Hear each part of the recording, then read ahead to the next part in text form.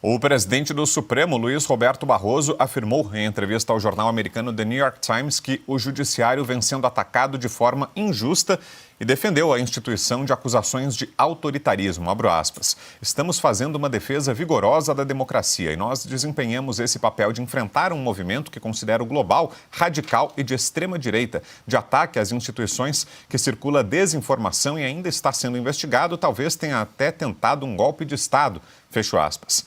Na entrevista, Barroso comentou sobre as decisões judiciais de exclusão de conteúdos e suspensão de perfis em redes sociais.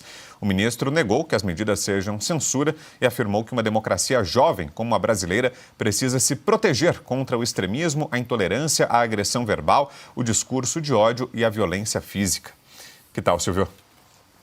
Teatro, Brown, mais uma vez um teatro. O New York Times publicou uma reportagem nesta semana mostrando o que está acontecendo no Brasil. Aliás, o New York Times é um jornal de esquerda, pode ser considerado um jornal de esquerda. Está muito longe do bolsonarismo, está muito longe disso que os ministros do Supremo Tribunal Federal chamam de extrema-direita, completamente, de qualquer adjetivo.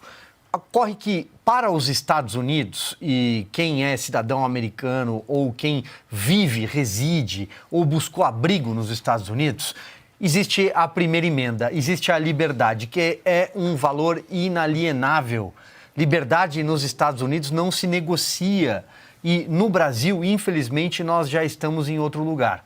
Aqui, a liberdade constitucional, individual, ela já foi usurpada, ela já foi subtraída em vários casos, especialmente quando a gente fala de quem está no espectro da direita, de quem acusa, critica, quem fala sobre o Supremo Tribunal Federal está imediatamente sob o escrutínio do Supremo Tribunal Federal, que tem a sua própria polícia política e impõe uma espécie de constituição própria, com o atropelo do devido processo legal, e as pessoas perdem contas nas redes sociais, perdem passaporte, têm contas bancárias bloqueadas ou terminam presas. Esse é o retrato da democracia relativa no Brasil. Então, o ministro Luiz Roberto Barroso provavelmente foi ouvido pelo New York Times já como uma espécie de outro lado, já como uma espécie de uma continuação até do que foi o primeiro artigo do New York Times.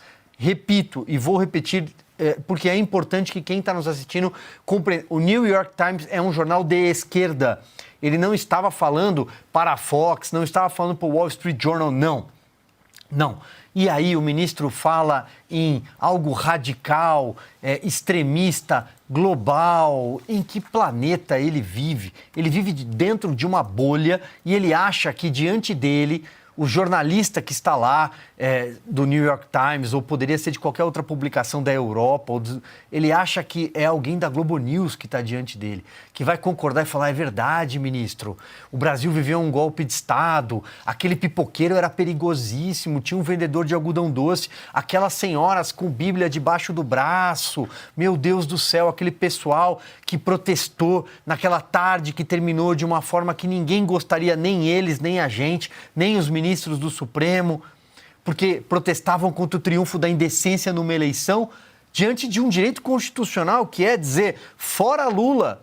Como eles poderiam dizer fora Bolsonaro, Temer, Dilma, Fernando Henrique, tanto faz.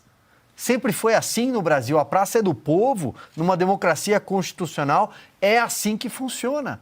É claro que a esse grupo, a essa massa, juntou-se alguns estúpidos, uma turba de estúpidos que cometeu crime de vandalismo e depredação, passível de punição, identificados, punidos, ponto, acabou. E o 8 de janeiro seria uma página virada, mas não é uma página virada para os ministros do Supremo Tribunal Federal, que precisam manter, com o apoio do consórcio da imprensa, com o apoio do Palácio do Planalto e de um presidente reabilitado politicamente por eles precisam manter essa narrativa de pé, de que o Brasil viveu o susto de um golpe de Estado, que nunca existiu, que nunca aconteceu. E os brasileiros sabem, mas eles vão alimentar essa narrativa até o fim.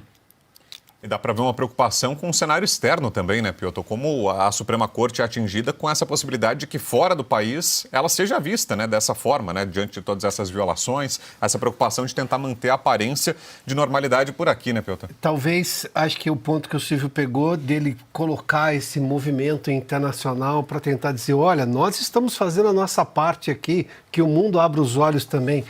Esse paternalismo com pretensão de defesa dos direitos e da democracia do Barroso é bem chinfrim, me perdoe a expressão.